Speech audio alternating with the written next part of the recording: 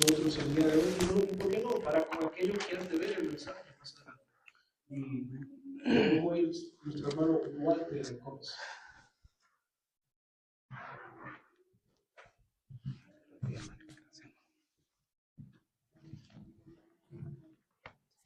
Bueno, buenas noches, hermanos, que el Señor les bendiga. Bueno, ya que casi todos los que estamos, o todos los que estamos acá, somos, ya que hemos recibido al Señor Jesucristo como nuestro único y suficiente Salvador de nuestra alma, que cada uno de nosotros lleva.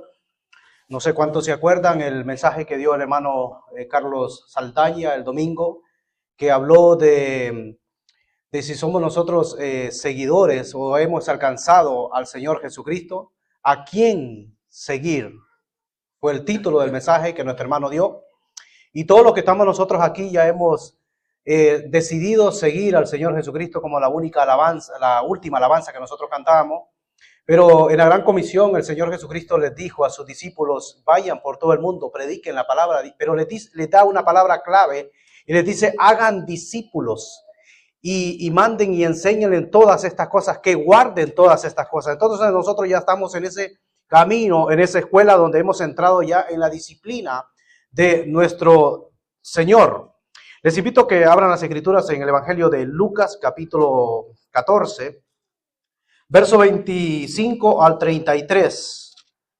Todo lo que vamos a estar meditando en esta noche está 100% basado en las Escrituras. Entonces el hermano va a ir poniendo varios versículos porque quiero que meditemos en estas palabras mismas que da el Señor Jesucristo.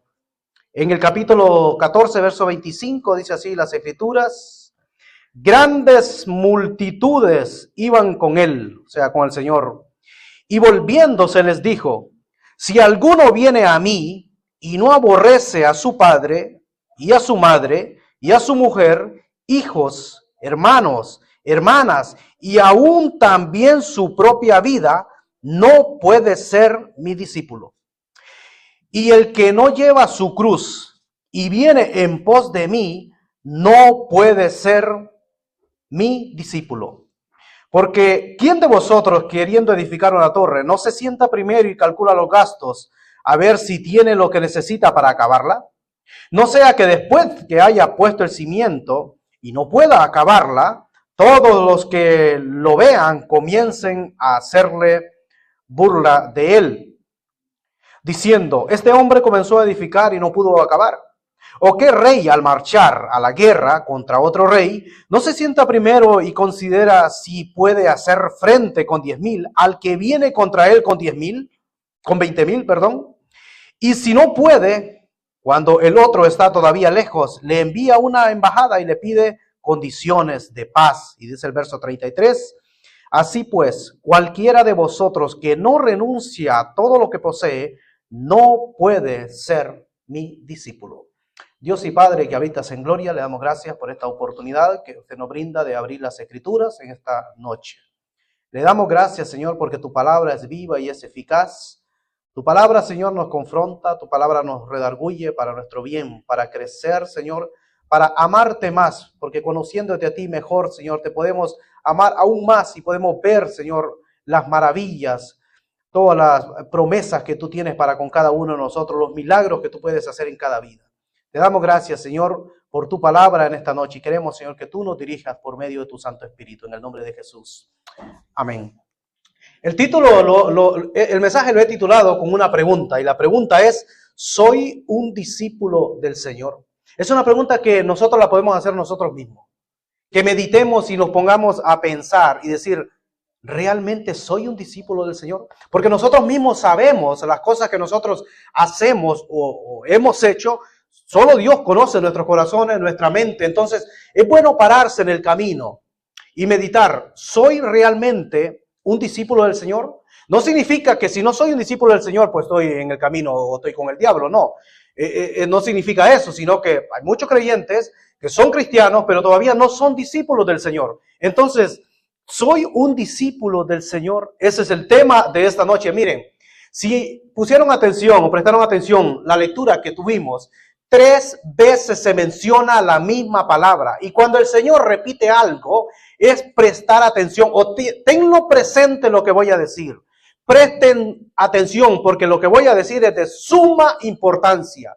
Por eso dijo en el versículo 26, la última parte, no puede ser mi discípulo. Versículo 27, no puede ser mi discípulo. Y versículo 33, no puede ser mi discípulo. Cuando el Señor repite 3 veces la misma palabra, es que no puede ser mi discípulo. Son palabras de nuestro Señor Jesucristo. Entonces, algo muy importante que está a punto de decir cuando Él repite algo. Ahora bien, ¿qué significa la palabra discípulo para comenzar? Es entrar en la disciplina del Señor. Es recibir una enseñanza de un maestro que está totalmente capacitado. También seguir la enseñanza, es decir, ser partidarios de lo que yo he recibido. No solamente recibir la enseñanza y me quedo con ella, sino que seguir la enseñanza. Es decir, llevar a la práctica lo que el maestro nos ha enseñado. Por eso el Señor quiere que nosotros seamos hacedores de la palabra. No solamente llenarme de la palabra, sino que ser hacedores de la palabra. Es decir, llevar a la práctica lo que el maestro me ha enseñado. Y vamos a leer un versículo que en Juan capítulo 15, verso 8, el hermano lo va a ir proyectando en la pantalla. Juan capítulo 15, verso 8. Miren lo que nos dice el Señor. En esto es glorificado mi Padre. Si nosotros queremos glorificar a Dios, dice, en que llevéis mucho fruto y seáis así mis discípulos. Es decir, si yo llevo frutos es porque estoy poniendo en práctica la palabra del Señor. Y así es glorificado el Padre. Y puedo ser un discípulo de el Señor. También en el Antiguo Testamento sí se encuentra la palabra discípulo. Yo lo había escuchado que no se encontraba en el Antiguo Testamento, sino que a los hijos de los profetas equivalía ser un discípulo, pero encontré que sí aparece la palabra discípulo en el Antiguo Testamento. Vamos a ver en Isaías capítulo 8, verso 16, encontramos la palabra discípulo. El hermano lo va a proyectar. Dice así, ata el testimonio, sella la ley entre mis discípulos. Y sí aparece en el Antiguo Testamento la palabra discípulo. Ahora bien, también los fariseos tenían sus discípulos. Y los saduceos tenían sus discípulos. Y Juan el Bautista tenía sus discípulos. ¿Quién tenía el mejor maestro? Pues aquellos pescadores. No eran personas con tremendos títulos, no eran personas graduadas, sino que eran simplemente pescadores que tenían un trabajo en la pesca que se dedicaban, y algunos que tenían un trabajito, como por ejemplo Mateo, que era cobrador de impuestos.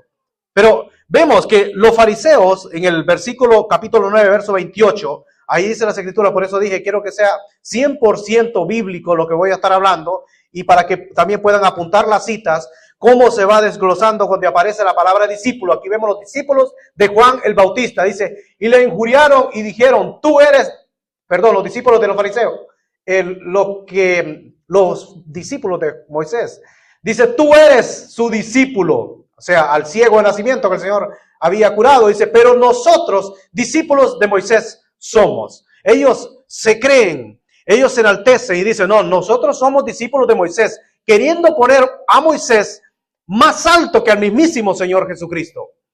Los fariseos también, ellos tenían sus propios discípulos. No le di la cita al hermano, pero si quiere apuntarla, está en Mateo capítulo 22, verso 16, donde dice que los fariseos mandaron a sus discípulos a hacer unas preguntas al Señor. Pero si avanzamos en Juan capítulo 9, verso 14, encontramos que también están los discípulos de Juan el Bautista. Juan capítulo 9, verso 14. Dice así, y era día de reposo cuando Jesús había hecho el lodo y le había, creo que escribí mala cita, pero es Mateo capítulo 9, verso 14, hermano. Mateo capítulo 9, verso 14, donde dice las escrituras, entonces vinieron a él los discípulos de Juan diciendo, ¿por qué nosotros y los fariseos ayunamos muchas veces y tus discípulos no ayunan? Es pregunta que le hacen los discípulos de Juan el Bautista, pero usted se puede preguntar, aquí solo vienen apareciendo nombres de hombres, entonces solo los hombres, a los hombres es que les dice entonces el Señor que sean discípulos. No, porque en el libro de los Hechos aparece una mujer llamada Tabita, que traducida es Dorca, que dice las escrituras que también era discípula del Señor. Entonces, abarca todo, abarca a todos, no solamente los hombres, sino que también las mujeres, porque ¿qué es lo que quiere decir el Señor? Bueno, el Señor no solamente tuvo 12 discípulos, sino que al principio el Señor tuvo 70 discípulos, y dice que los mandó de 2 en 2 a los 70 discípulos, y también tenía discípulos como que estaban secretos por miedo a los judíos. Por ejemplo, uno era José de Arimatea, que dice que era discípulo del Señor, pero secretamente. No, nadie se daba cuenta, pero él era un discípulo del Señor. Y después el Señor de esos 70 escogió a 12. Y de esos 12, pues le traicionó uno. Y de esos 11, 3 de ellos eran los que estaban más cerca, que era Juan, Jacobo y Pedro. Y de esos 3, pues uno le negó. Y es decir, y el uno que estuvo pegado a la cruz antes que el Señor Jesucristo pues muriera, fue Juan el Bautista. Entonces todo viene mermando. Pero era el maestro, por ejemplo, que elegía al alumno para luego hacerlo discípulo. No es que el alumno, como hoy en día el alumno elige en qué universidad va a estudiar o en qué colegio va a estudiar, sino que en aquel tiempo era el maestro. Era el maestro que elegía el tipo de alumno que él iba a tener. Por ejemplo, en Juan capítulo 15, verso 16, nos dice el Señor Jesucristo así estas palabras: no me elegisteis vosotros a mí, ¿se fijan? Sino que yo os elegí a vosotros y os he puesto para que vayáis y llevéis fruto. Otra vez se menciona, para que pongan en práctica la palabra y vuestro fruto permanezca, no es solamente por un tiempo, para que todo lo que pidáis al Padre en mi nombre, Él lo dé. Entonces, es decir, si yo pongo en práctica la palabra, estoy llevando fruto. Y cuando yo oro al Padre, pues Él nos va a dar las peticiones porque me estoy sometiendo, me estoy sujetando, me estoy sometiendo a la voluntad de mi Maestro. Y lo que pida al Padre en el nombre de Jesús, pues será hecho. Ahora, los discípulos del Señor Jesucristo tuvieron un privilegio tremendo que ni los discípulos de los fariseos, ni los que se creían discípulos de Moisés, ni los discípulos de los saduceos pudieron ver las maravillas de Dios, lo que vieron los discípulos del Señor Jesucristo, porque ellos vieron absolutamente todo. Ellos vieron muertos que el Señor resucitaba, ellos vieron personas que estaban endemoniadas y el Señor los curó, ellos vieron los milagros que hacía el Señor dándole de comer a multitudes, ellos vieron al Señor Jesucristo caminando sobre las aguas, ellos vieron tremendos, auténticos milagros que los otros discípulos no pudieron ver. Por eso dijo el Señor Jesucristo en una ocasión: ¿cuántos reyes, cuántos profetas desearon ver lo que vosotros estáis viendo? Por ejemplo, el profeta Isaías, y vemos al profeta Amós, o el profeta Jonás, o el profeta Jeremías. Por ejemplo, Jeremías, 40 años predicando y nadie se arrepintió, nadie le hacía caso.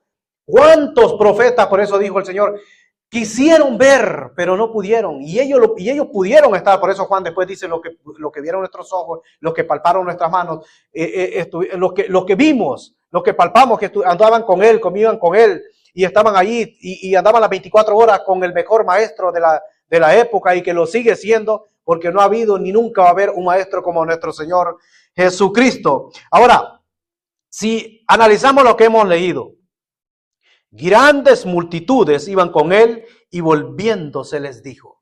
Es decir, el Señor Jesucristo va a Jerusalén. El Señor Jesucristo va a morir. Y la multitud lo que causa es emoción. La multitud, bueno, la gente se pone emocionada cuando hay un grupo grande. Y eso, y la emoción es lo más traicionero que puede haber, porque no es algo genuino. Me alegro porque hay una multitud. Y en la multitud también, pues, hay muchos falsos que aparentemente son, pero no son realmente. En aquellas grandes multitudes, me decía en una ocasión un hermano de República Dominicana, estamos preocupados, bueno, él decía, no, pero estaba escuchando, decía, hacía un grupito por Zoom, estoy un poco preocupado porque los hermanos de templos bíblicos se están yendo a las megas iglesias, a las iglesias gigantescas, donde nadie no sabe ni cómo se llaman las personas. Y eso es lo que causa, hermanos, emoción. Porque una persona, cuando está en una multitud, pues causa emoción, pero la emoción es lo más traicionero que pueda haber. El Señor iba a morir, y ve aquella multitud que viene detrás de él. Toda esa multitud iban a ir a morir con el Señor. No, ellos no tenían ni idea a lo que iba el Señor. Por eso dice volviéndose. Esa palabra en el griego es muy fuerte. Es como que alguien venga caminando y agarre un jarro de agua fría y se los lance. Él va a Jerusalén volviéndose y luego les dice estas palabras. si alguno viene a mí y no aborrece a padre y a madre, y luego menciona a toda la familia, no puede ser mi discípulo. Cuando las cosas están bien, cuando a las cosas todo marcha bien, hay muchos que lo siguen, que siguen a las personas. Por ejemplo, ahora hay una fiebre tremenda para que las personas sean seguidas por las redes sociales. Denle el link y toca la campanita, y hay personas que están como queriendo hacerse famosos, obsesionados con las redes sociales, para que millones de personas o miles de personas lo sigan con un propósito, como hablaba el hermano el domingo, para obtener ganancias. Y está esa obsesión, y sigue, y dele like, y sígame, y comente, y para que las personas sigan comentando, para querer con eso de querer ser famoso. Pero vemos que cuando las cosas están bien, aparentemente todo el mundo le aplaude. Pero cuando las cosas están mal, es como que todo el mundo ya se apaga, porque las cosas no están corriendo bien. Y eso es lo que hace cuando hay una multitud y cuando hay emoción. Entonces el Señor les dice, stop. Les voy a decir algo. Si ustedes quieren seguirme a mí, pero ustedes, y si no aborrecen a su padre, pues no pueden venir, no pueden ser mi discípulo. Si no aborrecen a su madre, no pueden ser mi discípulo. Si no aborrecen a su mujer, a sus hijos, a hermanos y hermanas, aún también su propia vida, no pueden ser mi discípulo. Entonces hay que explicar qué significa esa palabra aborrecer, porque aparentemente es muy fuerte. La palabra del Señor nos manda que debemos de honrar a nuestros padres, que debemos de amar a nuestras esposas y a los hijos que son herencia de Dios. Entonces, ¿por qué dice aborrecer? Lo que Dios quiere es que pongamos a Dios en primer lugar. Porque nadie va a amar a la esposa más de lo que puede amarla siendo creyente. Porque nadie puede amar a un hijo siendo creyente. Sé que un padre puede amar a un hijo no creyente, pero no a la altura de haber recibido el regalo de Dios, el amor de Dios, de que ha sido derramado en cada corazón. Y lo que Dios está diciendo es que nadie puede venir en pos de mí si no me pone a mí en primer lugar. Por encima de la familia, por encima de sus padres, por encima de sus hijos, por encima de la mujer, por encima de los hermanos. No podemos Dios tenemos que ponerlo por encima de todo eso si queremos ser sus discípulos. Eso es lo que está diciendo el Señor. Entonces pone 3 condiciones para ser su discípulo. Y la primera condición es que Él pone la familia. Es decir, si tú amas más a la familia que a mí, tú no puedes ser mi discípulo. Eso es lo que está diciendo el Señor. Eso es lo que está diciendo el Señor. Aún su propia vida. Tú no te puedes amar más a ti que a mí, porque Él es nuestro primer amor. El Señor Jesucristo es nuestro primer amor. Él tiene que ser primero, antes de. Él tiene que ser el primero si queremos ser sus discípulos. Ahora, los discípulos que el Señor Jesucristo escogió, miren que todos dejaron sus cosas. Habían 2 que estaban, dice que remendando las redes. Los hijos de Zebedeo, por ejemplo, Juan y Jacobo, dice que estaban trabajando. Y dice que dejaron sus redes, dejaron a su padre y se fueron. También Mateo dice que estaba en el banco de los impuestos, era un publicano, era una persona que era judío, pero trabajaba para el enemigo. Pero dice que dejó el buen puesto que tenía y se fue, siguió al Señor. Pero hubo otros que el Señor llamó y dijo, bueno, primero deja que me voy a enterrar a mi padre. ¿Sabía qué es lo que significaba dejar a su padre? Era totalmente que esa persona quedaba desheredada. Esa persona estaba fallándole a su propio padre. Entonces, parece injusto, entre comillas, pensar, el Señor Jesucristo no quiso que enterrara a su padre, es que su padre estaba vivo. Y Él iba a esperar que el padre muriera y luego enterrar a su padre y luego seguir al Señor. Uno no tiene que poner las condiciones las pone Dios. Nosotros debemos de seguir lo que Dios dice. No, yo no voy a armar mi propia agenda. Mi agenda tiene que armarla al Señor. El Señor tengo que ponerlo primero, antes. Menciona a la familia. Antes de mi familia tiene que ser el Señor. Porque al Señor tu Dios adorarás. Y a veces nosotros cometemos un error de decir yo adoro a mi hijo. Porque al único que debemos de adorar es a Dios. Amo a mi hijo. Pero adoro a mi hijo, estoy convirtiendo a mi hijo en un ídolo. Y dice las Escrituras que no podemos hacer eso. No podemos hacer eso. Entonces, vemos que los discípulos dejaron sus trabajos, dejaron todo, y eso es lo que el Señor pide de cada uno de nosotros. Pero en segundo lugar, lo primer lugar es que debemos de poner al Señor antes de la familia. No es un aborrecimiento, sino lo que está diciendo es que Él tiene que ser primero. En segundo lugar, verso 27, y el que no lleva su cruz y viene en pos de mí, no puede ser mi discípulo. ¿Qué significa llevar la cruz de Cristo? Aquí vemos, hermanos, que habla de la voluntad del ser humano. Lo que somos nosotros como personas. ¿La cruz para qué servía? Usted nunca iba a ver una cruz en una sinagoga. La cruz era lo peor de la época. La cruz era señal de vergüenza, señal de humillación, tortura, muerte, burla. Eso era la cruz. Nadie se iba a poner una cruz. La cruz no era para ponerla de decoro, no, sino que la cruz era lo peor de la época. Hoy en día sé que la cruz se usa como adorno. Hay personas que la llevan en el cuello, hay personas que la usan como zarcillo, pero eso no era ningún adorno. Cuando dice el Señor Jesucristo y el que no lleva su cruz y viene en pos de mí no puede ser mi discípulo. Su cruz, o sea, lo de uno, no puede ser, dice, mi discípulo. Ahora, ¿qué significa llevar la cruz de Cristo? Porque la cruz es un instrumento de muerte. Incluso si usted va a un cementerio, pues usted ya sabe lo que va a encontrar. Está lleno de cruces.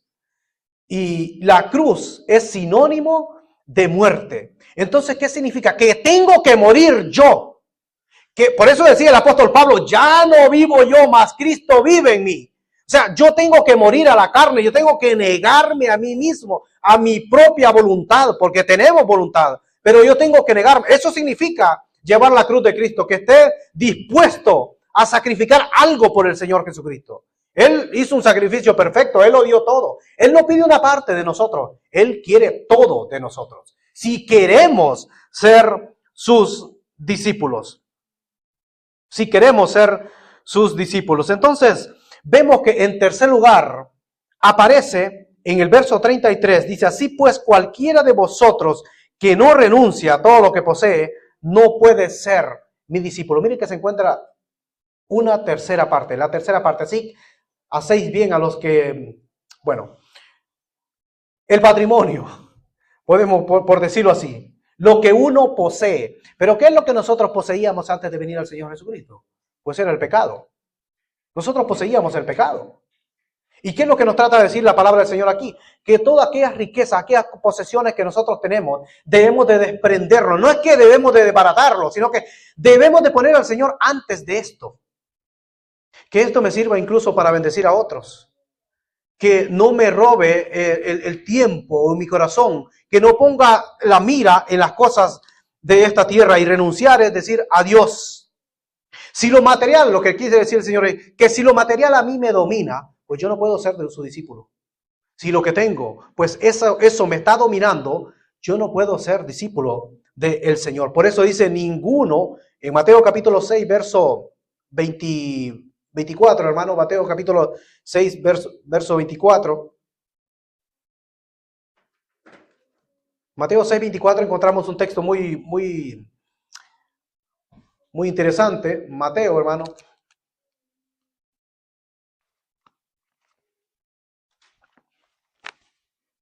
Ninguno puede servir, dice, a dos señores, porque aborrecerá al uno y amará al otro, o estimará al uno y menospreciará al otro. No podéis servir a Dios y a las riquezas. ¿Se dan cuenta? No podemos decir, yo quiero servir a Dios, pero es que lo que tengo no lo puedo dejar. Pues entonces, o me decido por lo que tengo, o me decido por Dios. Porque a la riqueza la podemos convertir en nuestro Dios. Por eso dice la Escritura que el amor al dinero es la raíz de todos los males. No es el dinero. Hubieron muchas personas que fueron ricos en la Biblia. Incluso Abraham era rico.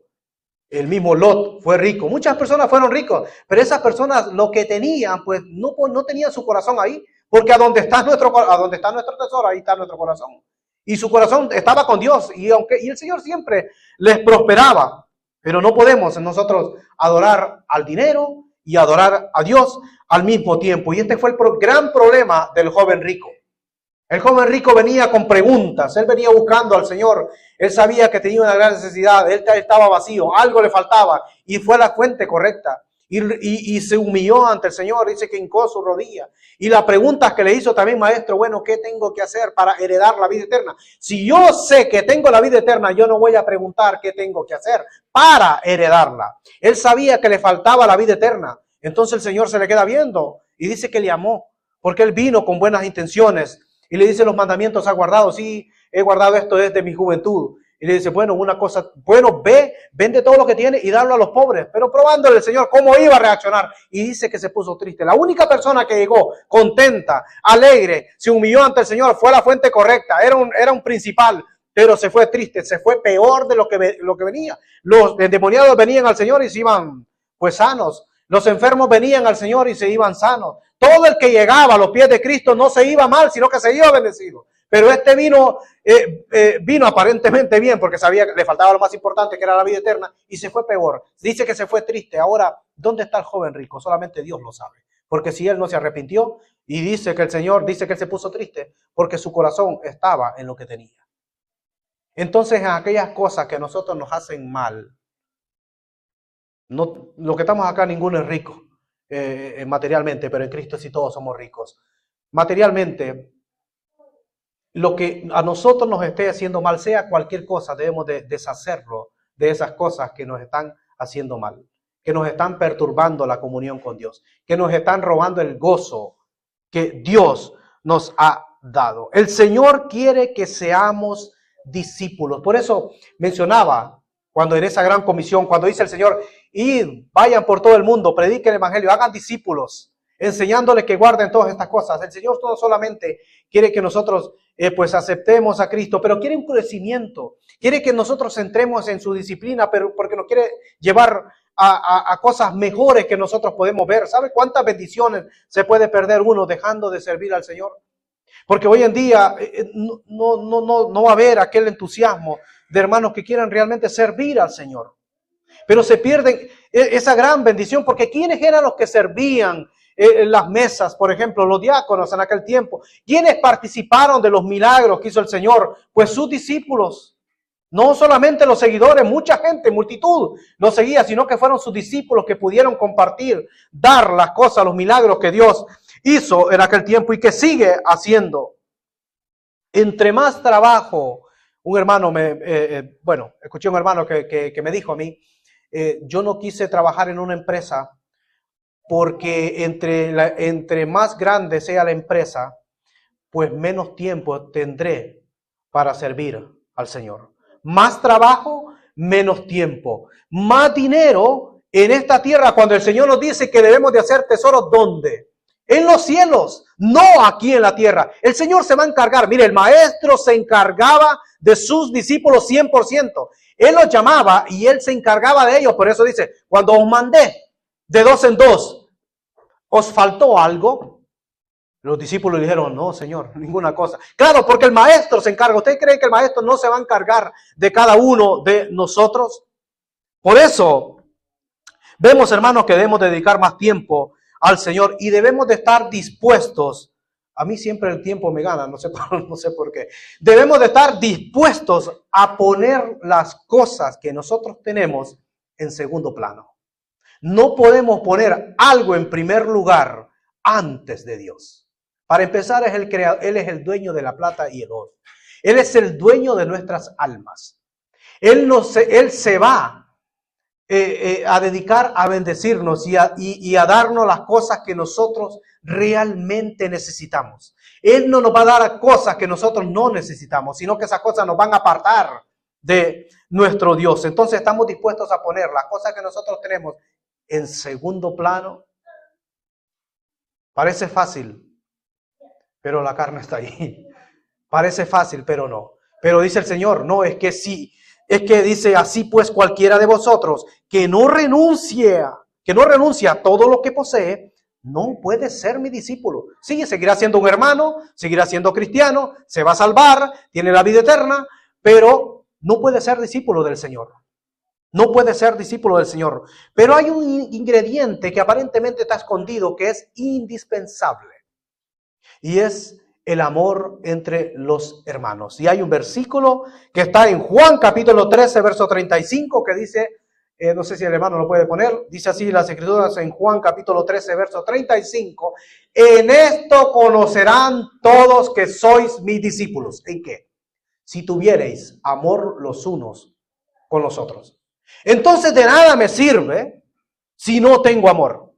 El amor es como el sello, porque el amor pues es todo, el mayor de todo pues es el amor de Dios. Entonces de nada me sirve sacrificarme, hacer ciertas cosas si lo estoy haciendo para mi propia gloria y no tengo amor y no amo a los hermanos, pues de nada me sirve. Entonces en esto van a conocer quién es el mundo, va a conocer que o no, este es un discípulo del Señor. Claro, porque ha entrado en la disciplina del Señor. Ha decidido a poner a Dios en primer lugar antes que su familia. Ha decidido a poner a Dios en primer lugar antes de su propia voluntad y se ha negado a sí mismo. Ha decidido poner a Dios en primer lugar antes de sus recursos, sus posesiones, su patrimonio o todo lo que posee. Que eso ya no le domine, sino que Dios domine su vida, pero tiene que ser amándonos unos a otros, como dicen las Escrituras. Y cuando nosotros ya somos discípulos, estamos llenos de bendiciones y de promesas que Dios nos ha dado. Por eso dice en Mateo capítulo 19, verso 29, y voy a ir terminando, dice así, y cualquiera que haya dejado casas, o hermanos, o hermanas, o padre, o madre, o mujer, o hijos, o tierra, por mi nombre, recibirán 100 veces más y heredará la vida eterna. ¿Se fijan que vale la pena, o lo más importante, es estar pegado a los pies de Cristo? Es hacer lo que Dios nos manda, es hacer la voluntad de Dios y que Él sea nuestro primer amor, que Él sea el centro de nuestra vida para nosotros ser mejores personas. Si ponemos a Dios primero, no informarle a Dios, que esa es otra cosa. Una cosa es consultar a Dios y otra cosa es informarle al Señor lo que nosotros ya hemos planeado. Sino que hay que consultarle al Señor. Señor, ¿esa es tu voluntad? Sé que en este tiempo todos hemos sido probados de una u otra forma. Pero nosotros no dependemos de lo que nosotros tenemos, sino de lo que nosotros somos en el Señor. Yo hace poco, ayer recibí un correo, fulanito de tal, tú ya no puedes ya estar trabajando en la compañía. Y yo lo que dije, Señor, usted lo sabe todo. Y yo sé que usted me va a poner en algo mejor. Y ya lo mejor está por venir.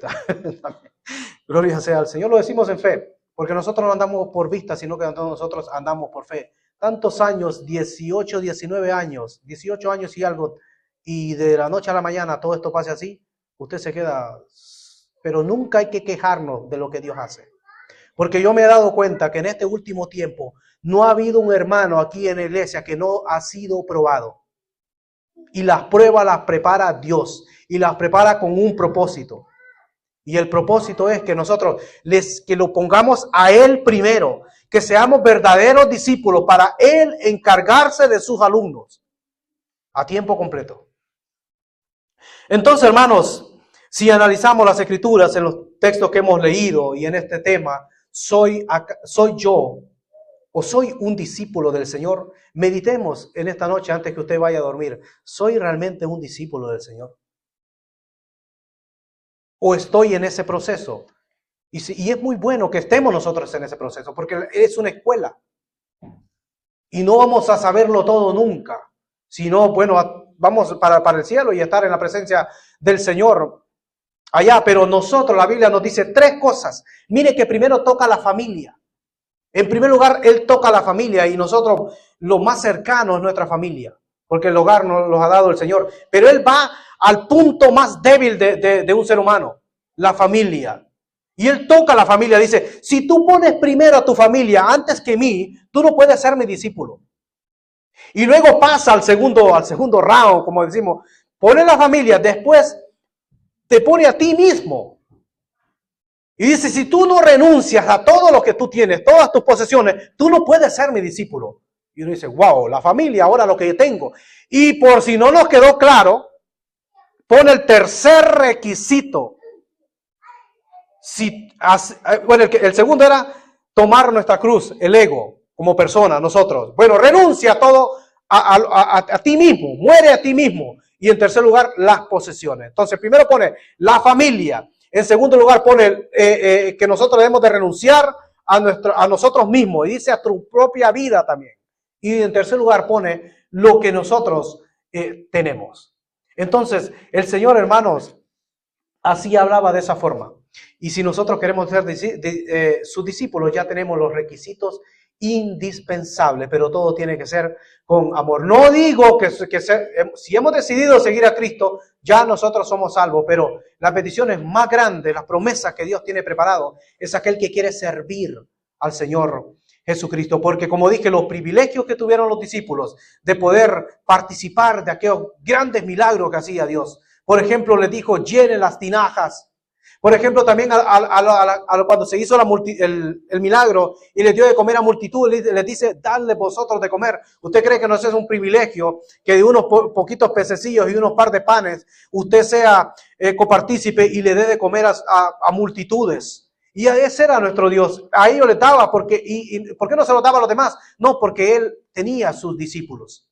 Entonces nosotros nos podemos perder auténticas bendiciones cuando nosotros realmente es de nuestra parte, no queremos ser discípulos del Señor. Y el Señor busca discípulos porque el Señor quiere que nosotros demos todo. Porque si nosotros damos todo por el Señor, Él también toma buen apunte y también dirá en aquel día, buen siervo fiel, sobre poco fuiste fiel, sobre mucho te pondré, entra en el gozo de tu Señor. Hermanos, meditemos en estos puntos tan importantes para nuestra vida, que nos sirve para nuestro crecimiento y vivir una vida abnegada, una vida siempre sujeta a nuestro Dios y hacer su voluntad. Y esto es lo que el Señor nos ha dejado a través de su palabra para que nosotros sepamos andar, sepamos guiarnos y aprender más y ver solamente a Cristo, porque Cristo es nuestro primer amor. Que el Señor le bendiga.